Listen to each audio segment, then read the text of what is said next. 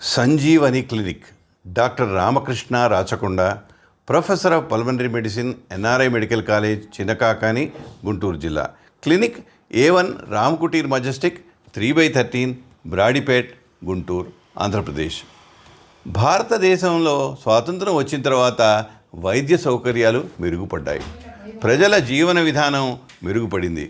జీవనకాలం పెరిగింది. జీవన ప్రమాణాలు పెరిగాయి. రోగ నిర్ధారణలో, చికిత్సల్లో విప్లవాత్మకమైన మార్పులు వచ్చాయి. సామాన్య ప్రజలందరికీ ఆరోగ్యంగా జీవించాలన్న తపన బలపడింది. వైద్యంలో ఎన్ని ఉన్నత ప్రమాణాలు ఉన్నా వ్యాధి నివారణ ఈ రోజుకి ప్రధానమైంది. ఇప్పుడు భారతదేశంలో ప్రపంచం గర్వించేటట్టుగా ప్రపంచంలోని అంతర్జాతీయ ప్రమాణాలకి ధీటుగా దేశంలో వైద్యం జరుగుతుంది. సామాన్య ప్రజలకి ఆరోగ్య సమస్యలు, వైద్య విధానం, నివారణ చర్యల గురించి వివరించడమే ఈ సంజీవని క్లినిక్ ప్రక్రియ ప్రధాన లక్ష్యం. గత 40 సంవత్సరాలుగా వైద్య వృత్తిలో ఉన్న అనుభవంతో నాకు తెలిసిన విషయాలు శ్రోతలతో పంచుకుంటున్నాను. టైఫాయిడ్ జ్వరం రచన, సేకరణ డాక్టర్ రామకృష్ణ రాచకొండ, గుంటూరు. టైఫాయిడ్ లేక ఎంటరిక్ ఫీవర్గా పిలువబడే వ్యాధి మానవుల్లో salmonella typhi, salmonella paratyphi A, B, C bacteria ద్వారా వస్తుంది. ఈ టైఫాయిడ్ మనుషుల్లో మాత్రమే వస్తుంది. ఇతర సాల్మొనెల్లా వ్యాధులు జంతువుల్లో కూడా వస్తాయి. టైఫాయిడ్ జ్వరం సాల్మొనెల్లా టైఫీ అనే గ్రామ్ నెగిటివ్ బ్యాక్టీరియా ద్వారా వస్తుంది. లక్షణాలు సాధారణ నుండి తీవ్రంగా ఉండవచ్చు. శరీరంలో క్రిమి ప్రవేశించిన 6 నుండి 30 రోజుల్లో వ్యాధి లక్షణాలు కనబడతాయి. సాధారణంగా జ్వరంతో ప్రారంభమవుతుంది. కడుపు నొప్పి, వాంతులు, విరేచనాలు, మలబద్ధకం ఉండవచ్చు. తలనొప్పి, శారీరక బలహీనత ఉంటాయి. కొంతమందికి శరీరంపై గులాబీ రంగు మచ్చలు ఏర్పడతాయి. కొంతమందికి అయోమయం, గందరగోళ పరిస్థితి కలగవచ్చు. వైద్యం చేయకపోతే ఈ రకమైన లక్షణాలు నెలల తరబడి ఉండే అవకాశం ఉన్నది. ఈ రకమైన జ్వరాన్ని ఎంటరిక్ ఫీవర్ అంటారు. టైఫాయిడ్తో సాల్మొనెల్లా పారాటైఫీ వలన వచ్చే పారాటైఫాయిడ్ జ్వరం కూడా రావచ్చు. సాల్మొనెల్లా ఎంటరికా టైఫీ మానవుల్లోనే మల్టిప్లై అవుతుంది. సాల్మొనెల్లా ఎంటరికా ఉపజాతి టైఫీ మానవ చిన్నప్రేగుల్లోని పేయర్స్ ప్యాచెస్ అంటే లింఫ్ టిష్యూలో, ఆహార నాళాల దగ్గర ఉన్న మెసెంట్రిక్ లింఫ్ నోడ్స్లో, liver, spleen, gall bladder, bone marrow మరియు రక్తంలో పెరుగుతుంది. టైఫాయిడ్ క్రిమి టైఫాయిడ్ వచ్చిన వ్యక్తి మలంతో నీరు, ఆహారం కలుషితమైతే అవి సేవించిన వ్యక్తికి రావచ్చు. వ్యక్తిగత శుభ్రత లేకపోవడం, కలుషితమైన నీటిని సేవించడం వలన టైఫాయిడ్ క్రిమి ఆహార నాళం చేరుతుంది. మొట్టమొదటిసారి టైఫాయిడ్ బ్యాక్టీరియాకి ఆహారం ద్వారా ఇన్ఫెక్ట్ అయితే టైఫాయిడ్ జ్వరం వచ్చే అవకాశం ఉంది. టైఫాయిడ్ జ్వరం మనుషుల్లోనే వస్తుంది. రోగ నిర్ధారణ టైఫాయిడ్ క్రిమిని మానవ ద్రవాల్లో గుర్తించడం కానీ వాని యాంటీబాడీస్ గుర్తించడం వలన కానీ నిర్ధారించవచ్చు. టైఫాయిడ్ వ్యాక్సిన్ ఇప్పుడు అందుబాటులో ఉంది. టైఫాయిడ్ వ్యాక్సిన్తో 90% మంది టైఫాయిడ్ 2 సంవత్సరాల వరకు నివారించవచ్చు. టైఫాయిడ్ అంతర్గతంగా ఉన్న ప్రాంతాలకు ప్రయాణిస్తున్నప్పుడు టైఫాయిడ్ వ్యాక్సిన్ ఉపయోగపడుతుంది. ఇదిగాక ఆరోగ్యకరమైన నీరు, ఆహారం తీసుకుంటే టైఫాయిడ్ వచ్చే అవకాశం తక్కువ. టైఫాయిడ్ వచ్చిన వారిని కొంతకాలం వరకు ఆహారం చేతులతో వడ్డించకుండా చూడాలి. టైఫాయిడ్కి అజిత్రోమైసిన్, ఫ్లోరోక్వినోలోన్, 3వ జనరేషన్ కెఫలోస్పోరిన్స్ మందులు వాడతారు. ఈ మందులకు టైఫాయిడ్ క్రిమి రెసిస్టెన్స్ చూపెడుతుంది. ఈ సమస్య వలన టైఫాయిడ్ వైద్యం కొంచెం జటిలంగా మారింది. భారతదేశంలో టైఫాయిడ్ వ్యాధి బాగా ప్రబలింది. పశ్చిమ దేశాల్లో ఆహారం, నీరు, పరిశుభ్రత వలన, ప్రజల్లో ఆరోగ్య అలవాట్ల వలన టైఫాయిడ్ వ్యాధి బాగా తగ్గింది.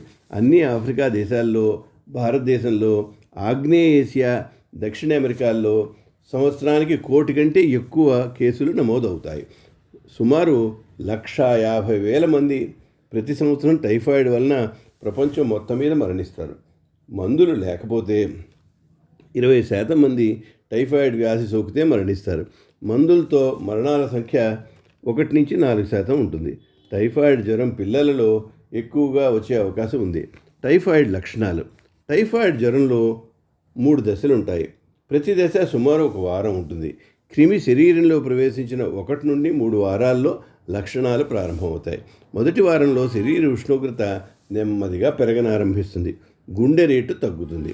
ఒళ్ళు నొప్పులు, నీరసం బాగా ఉంటుంది. దగ్గు రావచ్చు. ముక్కు నుండి కొంతమందికి రక్తం కారవచ్చు. కడుపు నొప్పి వస్తుంది. రక్తంలో తెల్ల రక్త కణాల సంఖ్య తగ్గుతుంది. ఇస్నోఫిల్స్ సంఖ్య తగ్గుతుంది. లింఫోసైట్ల సంఖ్య పెరుగుతుంది. రక్తంలో టైఫాయిడ్ క్రిమి కల్చర్లో కనపడుతుంది.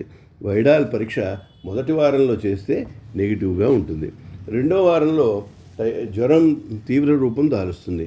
40 డిగ్రీల సెల్సియస్ లేదా 104 డిగ్రీల ఫారెన్హీట్ ఉంటుంది. గుండె వేగం తగ్గుతుంది.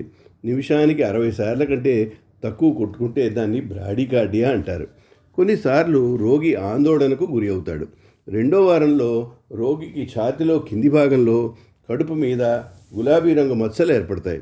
కడుపు నొప్పి, విరోచనాలు, మలబద్ధకం రావచ్చు. లివర్, స్ప్లీన్ వాచి ఉంటాయి.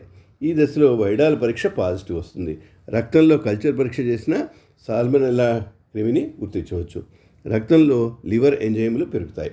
మూడో వారంలో సమస్యలు ఎదురవుతాయి. జ్వరం వస్తూనే ఉంటుంది. ఒక రోజులో జ్వరం మార్పులు ఎక్కువగా ఉండవు.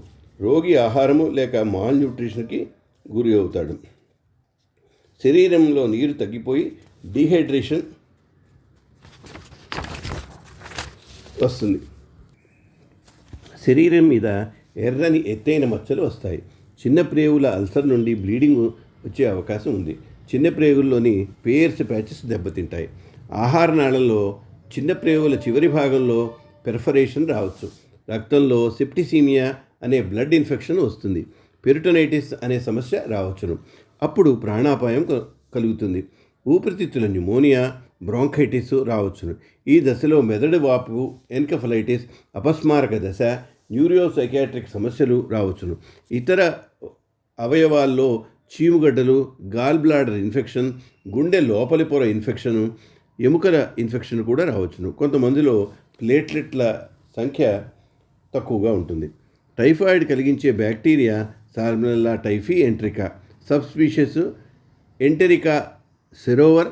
వీళ్ళు ST1, ST2 టైప్స్ ప్రపంచం అంతా వ్యాపించి ఉన్నాయి. భారతదేశం నుండి ప్రపంచం అంతా వ్యాపించిన H58 హ్యాప్లో టైప్ డ్రగ్ రెసిస్టెంట్ లక్షణం కలిగి ఉన్నది. సాల్మొనెల్లా టైఫీ ఎంట్రికా సబ్ స్పీషీస్ ఆహారం కలుషితమై ఉంటే ఓరల్ రూట్ ద్వారా వ్యాపిస్తుంది. వ్యాధి వచ్చి తగ్గిన వారు సంవత్సరం పైగా తమ మలంలో క్రిమి కలిగి ఉంటారు. వీరిని లక్షణాలు లేని క్యారియర్లుగా గుర్తిస్తారు. వీరికి వ్యాధి లేకపోయినా ఇతరులకు వ్యాధి సంక్రమింప చేయగలిగిన శక్తి కలిగి ఉన్నారు. టైఫాయిడ్ రోగ నిర్ధారణ. టైఫాయిడ్ క్రిమి రక్తం, మలం, బోన్ మ్యారో కల్చర్ పరీక్ష ద్వారా గుర్తిస్తారు. సామాన్యంగా వైడాల్ పరీక్ష జరుపుతారు. సొమాటిక్ లేక O యాంటీజెన్, H యాంటీజెన్లకు యాంటీబాడీస్ని రోగి రక్తంలో గుర్తిస్తారు. వ్యాధి తీవ్రత యాంటీబాడీ టైటర్లను బట్టి నిర్ధారిస్తారు. టైఫాయిడ్ రోగ నిర్ధారణకు ర్యాపిడ్ యాంటీబాడీ టెస్టులు కూడా అందుబాటులోకి వచ్చాయి. టైఫాయిడ్ క్రిమికి IgG, IgM యాంటీబాడీసు, టైఫిడాట్, టాబెక్స్ పరీక్షల్లో గుర్తిస్తారు. నివారణ. టైఫాయిడ్ వ్యాధిలో రోగ నివారణ ముఖ్యమైనది. చేతులు శుభ్రంగా కడుక్కోవడం, ఆహారం కలుషితం కాకుండా చూసుకోవడం, వ్యాధి వచ్చిన వారిని ఆహారం చేతితో తాకకుండా చూడడం, కలుషితం కాని మంచినీరు తాగడం ముఖ్యమైనవి. మంచినీరు క్లోరినేషన్ చేయడం ముఖ్యమైనది. ఈగల ఆహారం మీద వాలకుండా చూడాలి. వ్యాక్సిన్. ఓరల్ వ్యాక్సిన్, ఇంజెక్షన్ రూపంలో ఇచ్చే వ్యాక్సిన్ టైఫాయిడ్కి అందుబాటులో ఉన్నాయి. ఆ వ్యాక్సిన్ టైఫాయిడ్ ఉన్న ప్రాంతాలకు వెళ్ళే ప్రయాణికులకు ఇవ్వాలి. టైఫాయిడ్ వ్యాక్సిన్ 1-2 సంవత్సరాలు వ్యాధి రాకుండా కాపాడుతుంది. నీరు, ఆహారం, పరిశుభ్రత, ఆరోగ్యకరమైన అలవాట్లు వ్యాధి నివారణకు చాలా ముఖ్యం.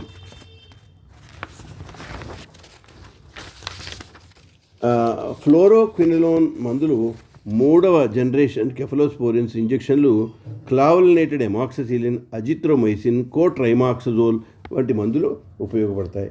మొదల్లోనే మందులు వాడడం వల్ల మరణాలను బాగా తగ్గించవచ్చు. మందులతో పాటు ఓరల్ రీహైడ్రేషన్ థెరపీ ఇవ్వాలి. నోటితో కానీ సిరల్లో కానీ ఫ్లూయిడ్స్ ఇవ్వాలి. అరుదుగా ఇంటెస్టినల్ పెర్ఫరేషన్ వంటి సమస్యలు వచ్చినప్పుడు ఆపరేషన్ అవసరం పడుతుంది. క్యారియర్స్కి గాల్ బ్లాడర్ తీసివేయవలసిన అవసరం ఉంటుంది.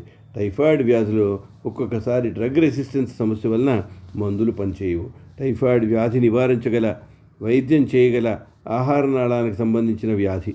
ఆరోగ్యకరమైన పద్ధతుల ద్వారా, మందుల ద్వారా, వ్యాక్సిన్ ద్వారా టైఫాయిడ్ తీవ్రత తగ్గుతుంది.